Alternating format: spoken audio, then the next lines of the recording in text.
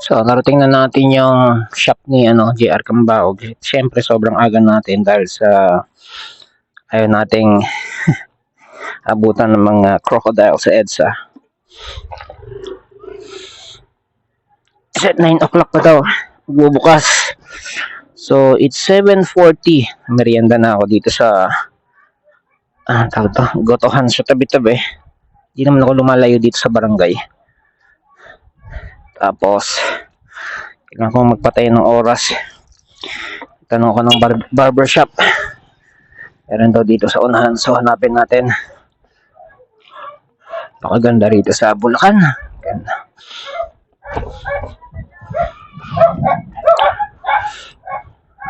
May nagsabi sa akin, ang apelyido daw ni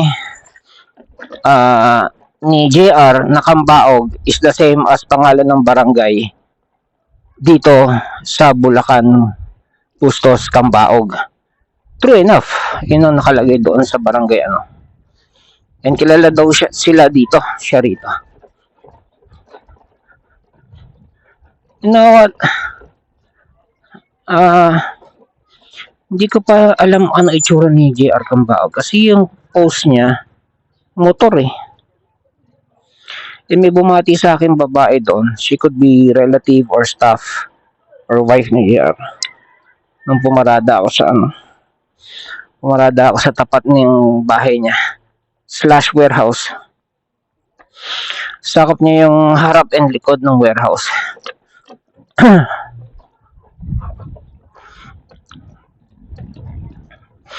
And sabi ko lang, schedule ako kahapon, ngayon lang dumating. Tapos 9 o'clock pa daw sila magbubukas. So, I have time to kill. Ano pa ng barbershop? Sabi nila, diretso lang daw sa taas. Tatawid daw ng highway sa kanan. So, puno ng akasya. Yan tayo Kasi yung poster rito, ang pintura niya red at blue Pagkakamalang kong barbershop yung mga poste rito. Puno ng akasya natin Pero sabi tatawid pa doon ng highway. Alam ko tumawid akong highway kanina So, tingnan natin.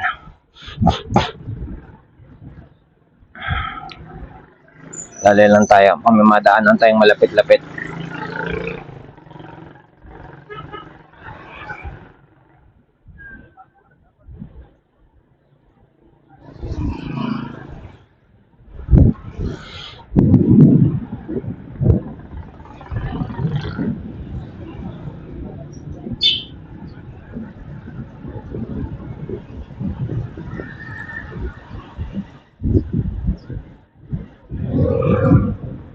Medyo na ako dito sa sa apakan sa step knot ng driver.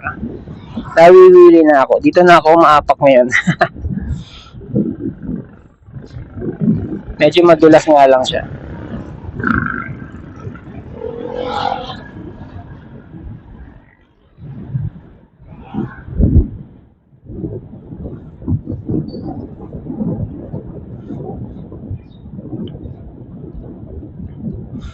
I think mapapatawid nga ako ng highway. Malapit na sa highway.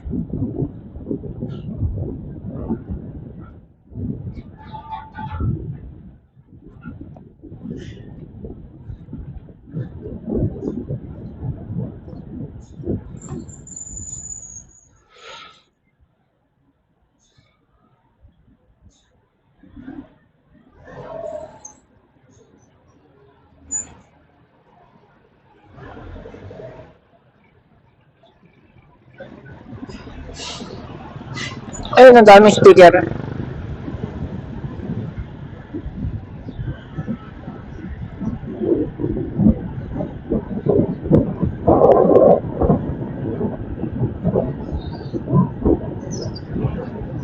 Wailing Wall. Wailing Wall. Bakit kailangan mag-wail?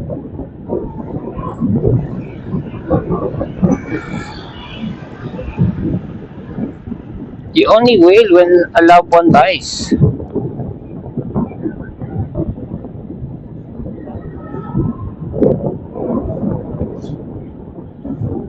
yung at the part na ililibing na.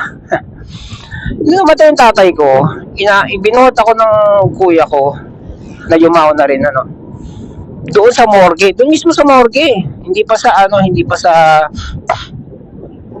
ang tawag nun, hindi pa sa yung mismong St. Peter, yung ano, yung sa Burulan, hindi pa doon. Sa morgue pa lang pumasok kami.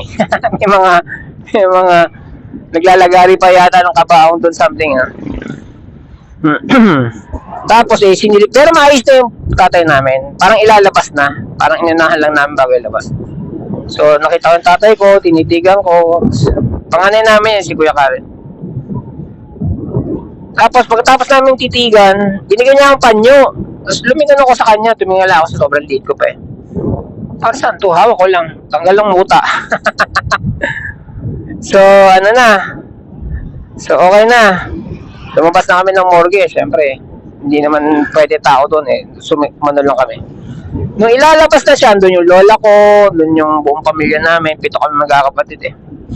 Nung iginugulong siya, di ba, iginugulong yun, nasa parang tray siya na ano, para ipwesto doon sa mismong burulan sa St. Peter. Ayun na, nag-iiyakan ng mga tao, mga kamag-anak. Kasi kuya ko, hindi ko siya napansin kung umiyak siya eh. Siguro lumuha lang gano'n, nag-iiyakan. Nasakala ako umiyak. I was grade 2, 7 years old. Grade 2. 8 years old, yeah. Grade 2, 8 years old ako. Tama ba? 7, 6. Oh, tama, 8 years old ako. So, namatay siya September 8, 1978 and I was 8. Ganon. So, ugtong, ano, tawag nun, ugto yung mata ko, kaiiyak. Kaya pagsabayan lang ako sa mga nag-iiyakan ko mga kapatid, mga lola, nanay, tita, ayan, dito. Those were the days na ang patay talagang iniiyakan. Nakapangitim kami lahat, ganyan. Ngayon, nagpuputi na yung mga ano, di ba? Tapos ang popular song sa Burol, sa ano, sa tawag nun yung hahatid mo la Burol hanggang Libeng, yung kanta ni ano, Basil Valdez, hindi kita malilimutan. Walang kamatayan. Hindi kita malilimutan.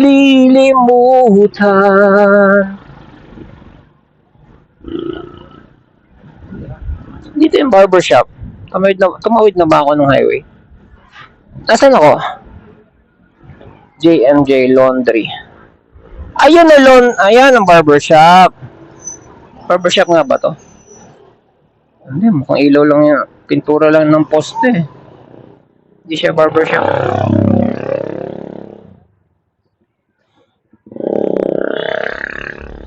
Ayun, barbershop. Nice. Kung bukas na.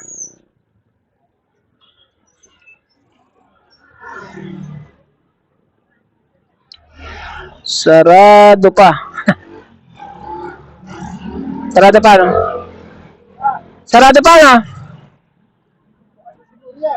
Tatukan natin.